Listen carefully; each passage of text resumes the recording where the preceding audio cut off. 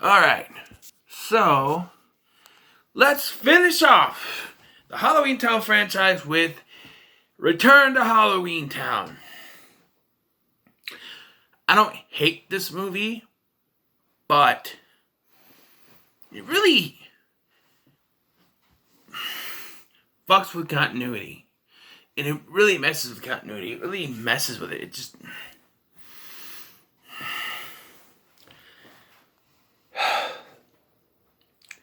So, I'm not sure what went on behind the scenes, but for some reason they recast Marnie. Sarah Paxton replaced Kimberly J. Brown. And there's really no reason for it because Kimberly J. Brown would have come back. She said that before. She was never asked to come back. They just replaced her without asking her. They just replaced her. Which is a really ballsy move, Disney. I remember, they did the same thing with Halloweentown High here when they did the trailer. It was a graphic and it popped up, Return to Halloweentown. I'm like, oh, because I was like, okay, yeah. It's come out in 2006. I was graduating high school, so it's kind of like, and it's about going to college. So I never went to college, but I graduated, so, and then the trailer came out. And I was like, who the hell is that? That's not Marnie. And what's more, they were calling her Marnie Piper. Now, I admit it makes sense that she would have a different last name. But within the context, because her father's last name, right? But within the context of the franchise, the first 3 films, she's always been referred to as a Cromwell. So to all of a sudden call her by her father's surname made no sense to me. It's like, why are they calling her Marnie Piper? And then I was looking at Wikipedia, and they all have Piper in their last name. It's like, okay, that's their father's surname. But they have not established this before this film. And now all of a sudden, it's just changed. Also, all of a sudden, Halloweentown has fucking castles.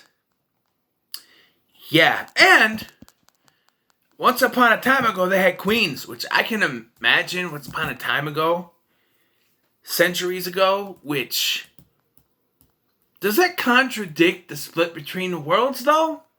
Because what we shown, was it the reason that there was the split? Or what? They never actually...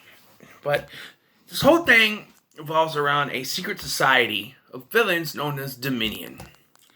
And Dominion wants this special power, which is an amulet that was been locked away by Splendora Cromwell way, way long time ago.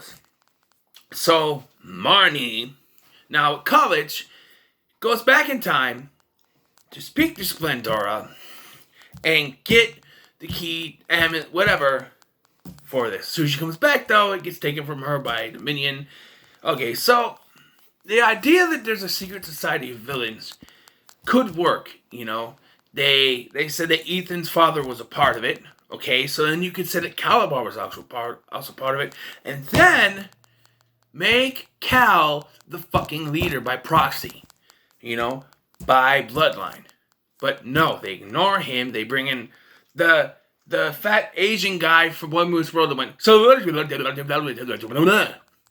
he's the villain, and he's got some kind of voice modifier, cause he's talking like this the whole time. I don't know. He's got 3 daughters who put a spell on Dylan and turn him into a dog. What this film is missing is the Aggie factor. The previous 3 films were as much about Aggie as they were Marnie. They kind of were 2 sides of the film. The first film was about, Aggie was trying to stop this bad thing. Marnie came in to help. The second film was, they were working together to try to save Halloweentown. The third one, Aggie was trying to adjust to the mortal world, while Marnie was trying to navigate through high school and deal with these magical teenagers. Here, Aggie gets a cameo. one scene, and that's it. And there's a reveal that is never actually capitalized on, because we find out that Splendora is actually Aggie Cromwell. A younger version, also played by Sarah Paxton. We find out that. But then we don't see Aggie for the rest of the film. Like, Debbie Reynolds is not in the rest of the film. It would be, Man comes back, Gwen comes back, but Aggie is not in the rest of the film. It would be nice if they actually, and also, they show that Aggie also had a friend who ends up being like a secret spy or something for an agency trying to take down Dominion. So that works, but then again, Aggie never comes into never factors into the finish here. She never gets to see her old friend. She never gets to confirm to Marnie. It's only just confirmed back then. She's not connected to this plot in any way. And it's a shame. It really just ruins, it ruins the twist of, oh, hey, it's her. And then, if you had Debbie Reynolds, you could have saved that and then revealed, hey, when Aggie shows up, she could say, I know I gave it to you for a good reason. And there's your reveal. But no. Instead, Dylan is the replacement. And Dylan's the one who has sort of this side quest. He's in love with one of the triplets, the evil ones. He gets turned into a dog. He has all the side plots. Also, Ethan Dalloway from the previous film is back. And we find out all the way at the end of the film, by the way, that he gave up his powers. When his father's powers were taken. When his father was arrested and his powers were taken away, Dylan gave up his powers. However, that also contradicts what happens afterwards when the guy and Dominion get arrested. The triplets' powers are taken away from them unwillingly. So, what? Because Ethan was good, he had a choice, but though they don't. It makes sense, but I'm just saying. Also, they give Marnie two friends here.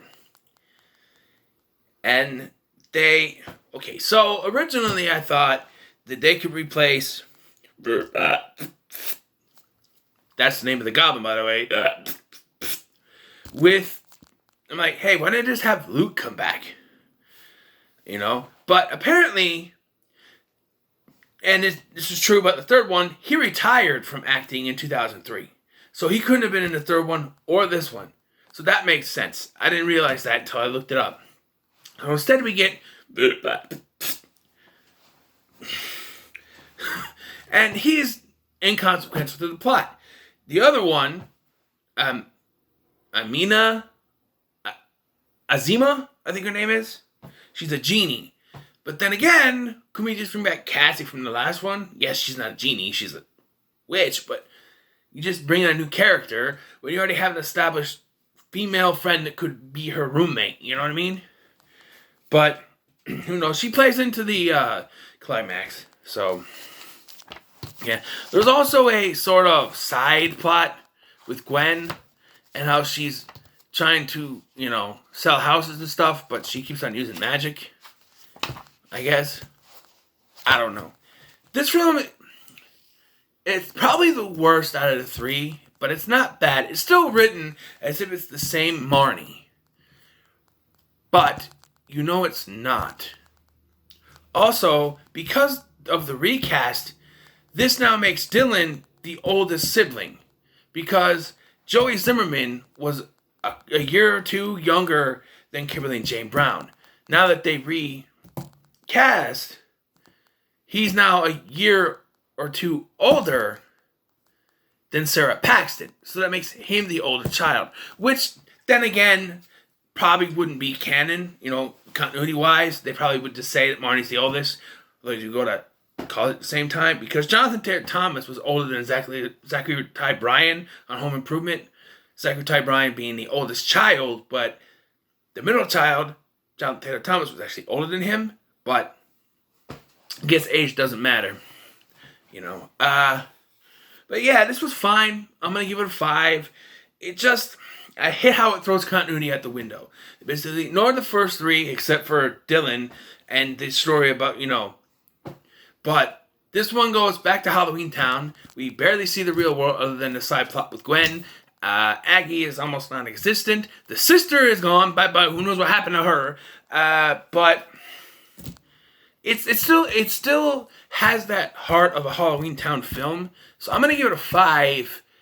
But I'm saying it's probably the worst of the 4. So, what are your thoughts on Return to Halloweentown? Let me know in the comments below. Make sure to like, share, and subscribe. Thank you for watching. I've been Scotty. See you in the next one.